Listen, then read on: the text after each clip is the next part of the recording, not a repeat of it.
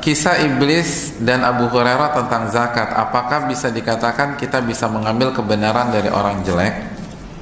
Ya, hadirin yang dirahmati jazakallahu khair, singkat saja, kisah ini hadis yang sahih. Iblis itu menampilkan wujud manusia, dia mencuri harta zakat, lalu ketangkep sama Abu Hurairah, lalu dia minta ampun. Abu Hurairah lepaskan. Malam berikutnya ketangkep lagi, dia ngemis-ngemis minta ampun, Abu Hurairah lepaskan. Malam ketiga ketangkep lagi. Kata Abu Hurairah, enggak, saya akan bawa anda ke Rasulullah SAW. Akhirnya si iblis ini nego karena dia berwujud manusia. Abu Hurairah tidak tahu ini iblis. Kalau engkau bebaskan aku akan ajarkan sebuah amalan yang tidak akan membuatmu diganggu oleh iblis. Maka beliau ajarkan membaca ayat kursi sebelum tidur. Nah, lalu Abu Hurairah laporan ke Nabi SAW. Kata Nabi SAW singkatnya, sadaqa wa huwa kadzub. Abu Hurairah tahu tidak, orang itu adalah iblis, dan yang dia katakan itu benar walaupun dia seorang pendusta. Nah, dari sini para ulama memberikan sebuah kaidah, al-haqqu dhalatul mu'min. Kebenaran itu seperti harta seorang mukmin yang hilang. Dimanapun dia temukan, dia paling berhak untuk mengambilnya. Artinya kebenaran itu harus kita terima, walaupun yang mengatakannya musuh kita atau makhluk yang paling parah kerusakannya di alam semesta ini, atau iblis.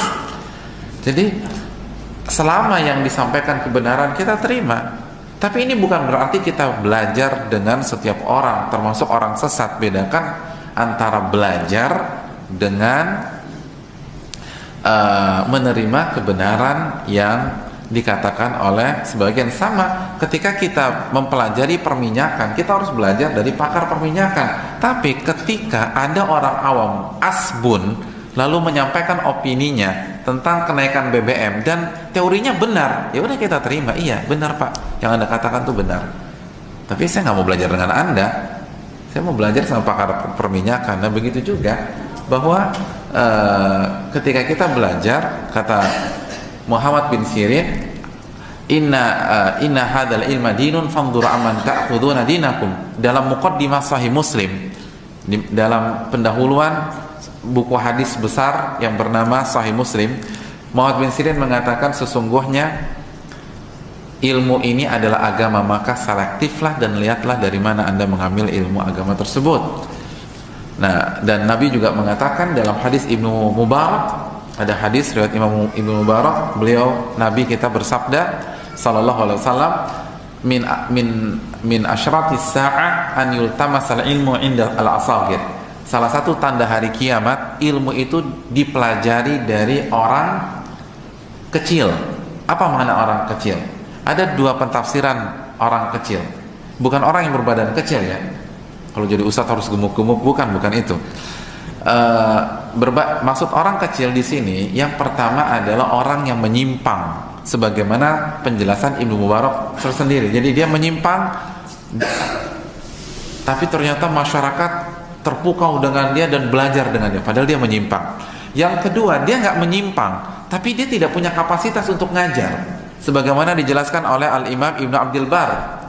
Jadi bisa jadi orang ini lurus-lurus aja, tapi kapasitasnya orang awam, dia nggak punya kapasitas ngajar, tapi nekat ngajar karena mungkin statusnya naik, dipanggil Pak Ustadz, dipanggil Pak Kiai, akhirnya ketagihan ngajar. Tapi dia tidak menyimpang, cuman dia tidak punya kapasitas ngajar, akhirnya dijadikan ustadz. Nah, ini menunjukkan bahwa Nabi menjelaskan kepada kita secara tersirat, kita belajar harus selektif. Tetapi masalah kebenaran, terima kebenaran dari siapapun juga. Musuh kita ketika yang disampaikan benar, kita terima, kita nggak akan tolak. Wallahu ta'ala a'lam bishawab.